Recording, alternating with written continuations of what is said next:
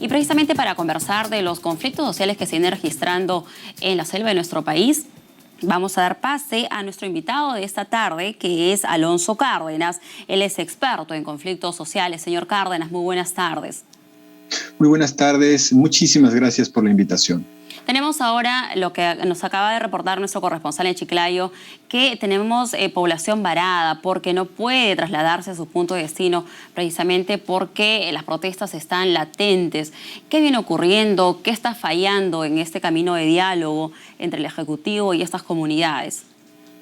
Bueno, es importante señalar que este fenómeno de la conflictividad social no es algo nuevo en nuestro país, ¿no? Si nosotros hacemos un poco de memoria, recordaremos, por ejemplo, en el gobierno de Alejandro Toledo, el conflicto que hubo, por ejemplo, en el Cerro Quilich, ¿no? En Cajamarca. También estuvo el conflicto de Tambo Grande con la minera Manhattan Mineral Group. En el gobierno de Alan García, ni qué decir, ¿no? Estuvo el conflicto también en Bear Creek. En Puno estuvo obviamente el Baguazo que ustedes acaban de mencionar, en fin, ¿no? El gobierno de Ollanta también estuvo el conflicto de Conga, estuvo Pichanaki, estuvo el conflicto de Tía María.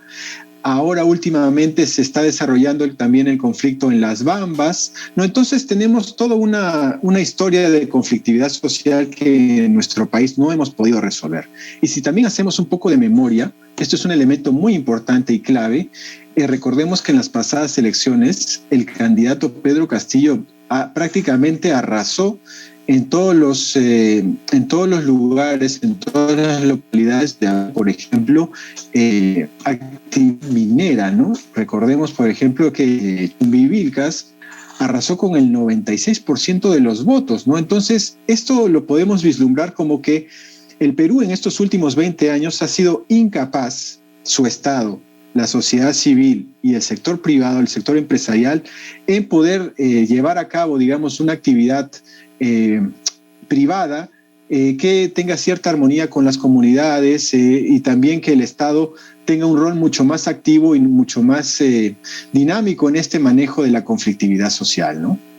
Teníamos hace poco los conflictos o estos hechos de violencia registrados en Ayacucho, precisamente con 4 proyectos mineros. Ahora, las protestas que se registran en la estación 5 del oleoducto norperuano, ya sabemos que una comitiva de estas comunidades, precisamente de Loreto, ya han venido a la capital y a intentar conversar con el Ejecutivo.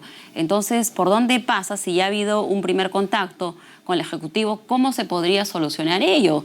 No se está trasladando el petróleo, hay bloqueo de carreteras, la economía se detiene. Bueno, esto es un tema, yo creo que no es nuevo, vuelvo a decir, ¿no? Este conflicto que está sucediendo en la Amazonía ya lo estamos arrastrando desde hace mucho tiempo, ¿no? Y se han instalado una serie de mesas de diálogo a las cuales no se les ha hecho el seguimiento debido y tampoco si se han materializado o no se han materializado los acuerdos que en dichas mesas, digamos, surgen, ¿no? Por ejemplo, si los acuerdos que se han llevado a cabo en las mesas de diálogo han tenido, digamos, un final feliz o no. Al parecer no, ¿no? Y también tenemos otro problema, que es que creamos espacios y espacios de diálogo, mientras que no le hacemos seguimiento a los espacios de diálogo que previamente se han materializado, ¿no? Y aquí es muy importante recordar que, por ejemplo, el Viceministerio de Gobernanza Territorial está actualmente acéfalo.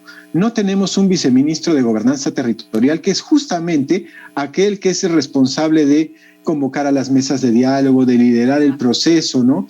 De gestionar la conflictividad social. Lo tenemos acéfalo y el anterior viceministro de Gobernanza Territorial, el señor Braulio Grajeda, pues prácticamente pasó sin pena ni gloria, ¿no? Entonces es muy importante que de una vez el gobierno, la administración pública, la gestión de Mirta Vázquez, designe al nuevo viceministro de Gobernanza Territorial, que es justamente el responsable de materializar las mesas, de hacerle seguimiento a los acuerdos y de, en general, gestionar la conflictividad, ¿no? ¿Usted considera entonces que esta tregua, por así decirlo, que se le dio al Ejecutivo, pues ya acabó, no se le dio seguimiento y ahora otra vez surge este descontento social porque no se ha llegado a un buen término? Es decir, como que se le dio el tiempo suficiente para que se materialicen cada uno de los acuerdos que finalmente llevó a que se levantara en algún momento estas protestas, pero la ciudadanía ha visto que simplemente fue como que un aplazamiento nada más. Bueno, lo mismo ha sucedido, por ejemplo, en el conflicto de las Bambas, ¿no? También han vuelto a las protestas una vez que la premier Mirta Vázquez, digamos, calmó un poco las aguas en Apurímac, pero otra vez han vuelto los bloqueos. Por eso le digo que es muy importante, clave, fundamental, que el Estado peruano tenga la capacidad de también hacerle seguimiento a los acuerdos, ¿no? Pero también es muy importante que las empresas, en este caso las empresas mineras, cumplan con un rol mucho más, digamos, propositivo en materia de responsabilidad social, ¿no? Mucho se habló de que, por ejemplo, Hochschild, ¿no? Hochschild Mining, había tenido una caída tremenda en la Bolsa de Valores de Londres, ¿no? Casi del 50% del valor de sus acciones. Pero también la Bolsa de Valores de Londres tiene algo que se llama índice bursátil de sostenibilidad, donde las empresas que cotizan en la Bolsa de Valores de Londres, en el índice del Financial Times, tienen que tener ciertos niveles de responsabilidad ambiental, de responsabilidad social, ¿no? Y al parecer, y esto yo lo conozco bien porque he trabajado bastante en el tema, a los inversionistas cada vez están más sensibles de poner su plata en empresas que no respetan el medio ambiente y que no tienen altos índices sociales, ¿no? Entonces, hay que tener también una nueva cultura, digamos, empresarial en nuestro país. Y sobre este tema, el Estado peruano ya ha desarrollado una iniciativa que para mí es sumamente valiosa, que es el Plan Nacional de Empresas y Derechos Humanos. Este Plan Nacional de Empresas y Derechos Humanos se ha trabajado con la Unión Europea, se ha trabajado con la OCDE, se ha trabajado con la OIT, se ha promulgado y está listo para su implementación. Creo yo que este contexto que estamos viviendo de convulsión social es una excelente oportunidad para que este plan se pueda echar en marcha, ¿no? Se puede implementar. Creo yo que nos va a ayudar bastante para efectivamente que se respeten los derechos humanos en las actividades empresariales en nuestro país, ¿no? Entonces, desde la gestión pública podríamos empezar a implementar el Plan de Empresas y Derechos Humanos y paralelamente fortalecer el Viceministerio de Gobernanza Territorial para tener una gestión de la conflictividad social mucho más estructurada, mucho más rigurosa, ¿no? Que es lo que finalmente se requiere, ¿no? ¿Usted considera, bueno, las poblaciones en estas comunidades están pidiendo la presencia del Ejecutivo, es decir, del mismo presidente Pedro Castillo?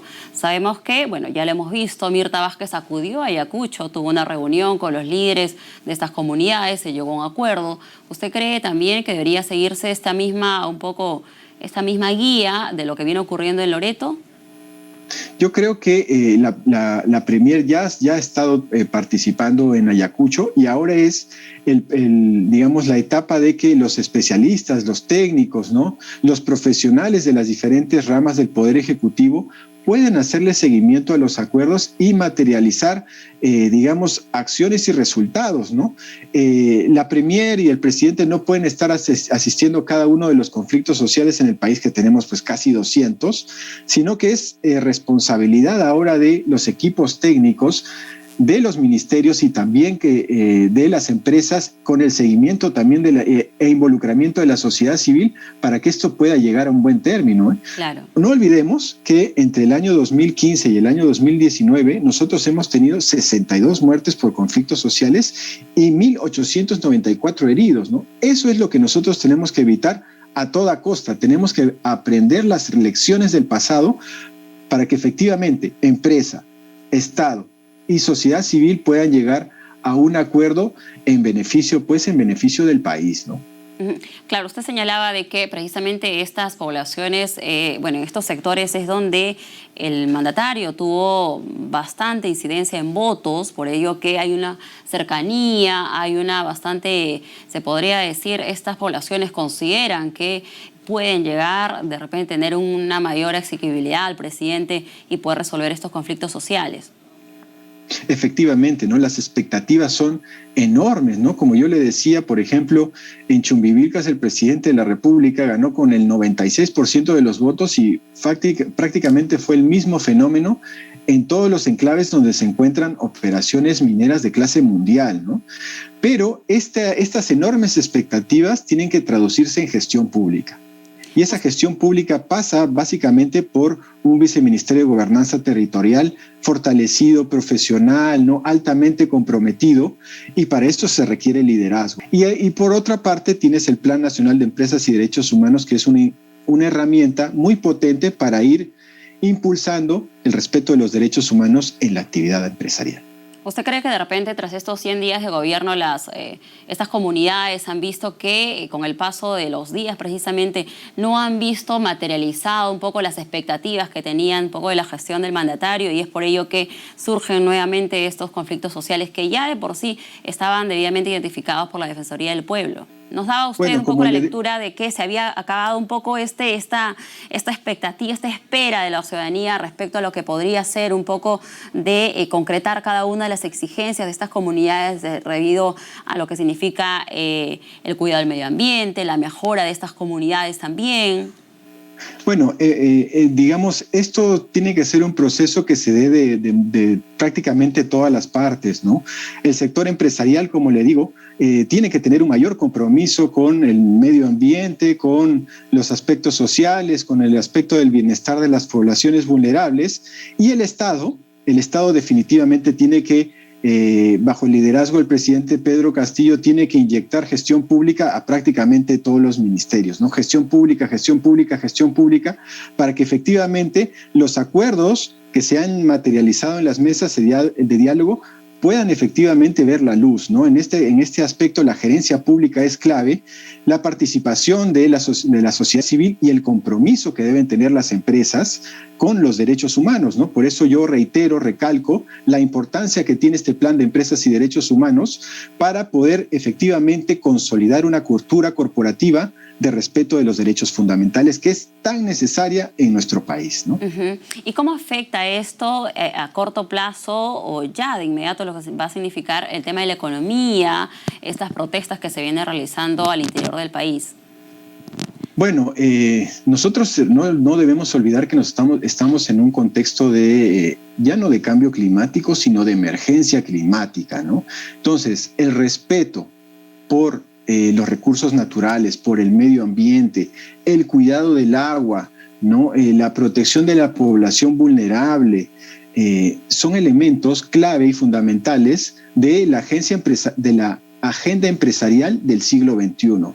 Y eso es algo que poco a poco los inversionistas están tomando más en consideración. Yo le mencionaba lo de la Bolsa de Valores de Londres, pero lo mismo sucede en la Bolsa de Nueva York, en diferentes bolsas, las más importantes del mundo, ¿no? Entonces, este tránsito de respetar el medio ambiente, dar el agua, los derechos humanos, debe ser ya digamos, la espina dorsal, la columna vertebral de la actividad empresarial en el Perú, ¿no? Muy bien, y ya para terminar, señor Cárdenas, ¿usted avisora próximos conflictos sociales? Porque esto no es que surjan de un momento a otro, esto ya se viene un poco gestando desde hace, con antelación. ¿Usted cuál cree un poco que es lo que viene en adelante cuando no se resuelven del todo estos conflictos sociales?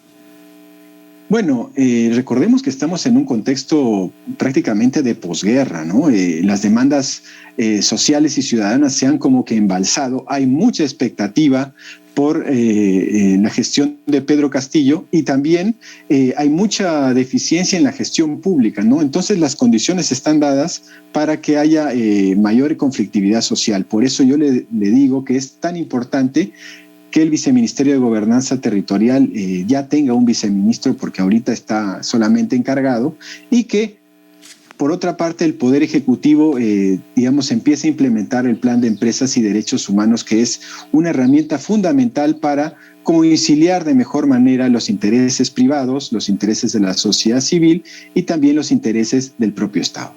Muy bien, y es de esta manera entonces que sin un diálogo concreto, firme, dándole el seguimiento que usted mismo recomienda, es que se generan finalmente nuevos conflictos, hay una breve calma y nuevamente empieza ese círculo vicioso pues de la inestabilidad social, señor Cárdenas.